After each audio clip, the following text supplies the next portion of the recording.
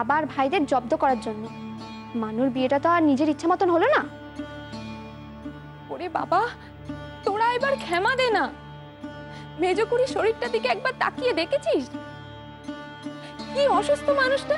থামো তো মেজদি, অসুস্থ ঠাকুমা সাদে বলতো না। এ মেয়ে মানুষটা করতে পারে না এমন কোনো কাজ নেই। ঠিক আছে, আমি এবার ওই ঘরেই যাচ্ছি। মায়েরা এরকম কেলেঙ্কারি করলে মেয়েদেরকে শ্বশুরবাড়িতে কি পোহাতে হয় সেটা যদি বুঝতো। পারুলটা ভালোই আছে, এখন দেশের বাইরে।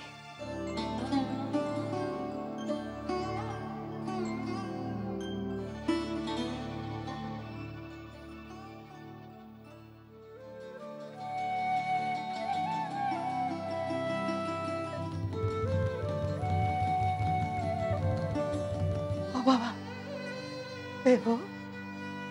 বউটার কি হাল করেছিস রে? আমি করেছি। তুমি এই কথা বললে মামি? হ্যাঁ, মেজ বউ যখন যা বলেছে সে কথা মুখ থেকে খসার আগে আমি ছুটেছি।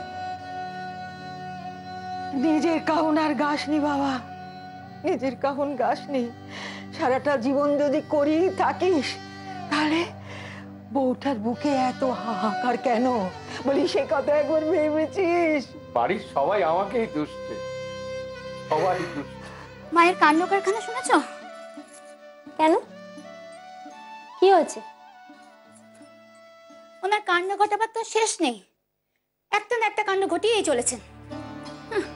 ছোট ঠাকুরপোকে বলেছেন এখন থেকে নাকি উনি বারান্দায় শোবেন। মা ঘরে শোবেন না কেন? তা আমি কি জানি। কি রে, তুই যে ঘাবড়ে গেলি? ঘাবড়াস না, সদ্য তো বিয়ে হয়েছে, আমাদের এসব দেখতে দেখতে অভ্যেস হয়ে গেছে। কদিন থাক, দেখবি তোরও অভ্যেস হয়ে যাবে। তুমি নাকি বারান্দায় শোবে? কদিন ধরেই ভাবছি দক্ষিণের বারান্দাখানায় একখানা ছিট টাঙিয়ে দিয়ে সেখানে শুই। তাছাড়া ওই দক্ষিণের বারান্দাতেই মরবার স্বাদ আমার। বউ, তুমি কি কোনো কথা শুনবে না? সারা রাত আমি কিসে মরি, তোমার ঘুম ভেঙে যায়। খানিক সরিয়ে নেওয়াই ভালো। আমি ঘুমাবো আর তুমি কিসে মরবে সারা রাত ধরে? কি করি বলো? কোথাও তোমার শোয়া হবে না, সব বারান্দা টারান্দা কোথাও না। তুমি এই ঘরেই থাকবে বুঝবো, এ ঘরে থাকবে।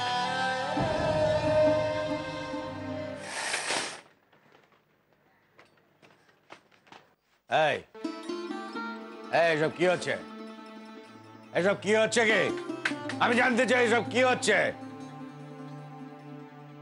বাহ বাহ, বাড়ির মধ্যে একটা জিনিস লাগানো হচ্ছে আর আমাকে জিজ্ঞাসা করার দরকার বোধ করো না।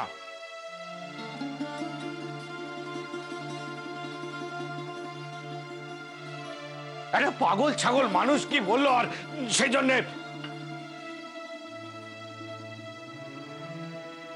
কোথায় যাচ্ছিস? মার জন্য বিছানা বালিশ আনতে যাচ্ছি। একদম যাবে না, যাবে না তুমি। ওই সব মারলে কিন্তু আমি টান মেরে ফেলে দেবো। এই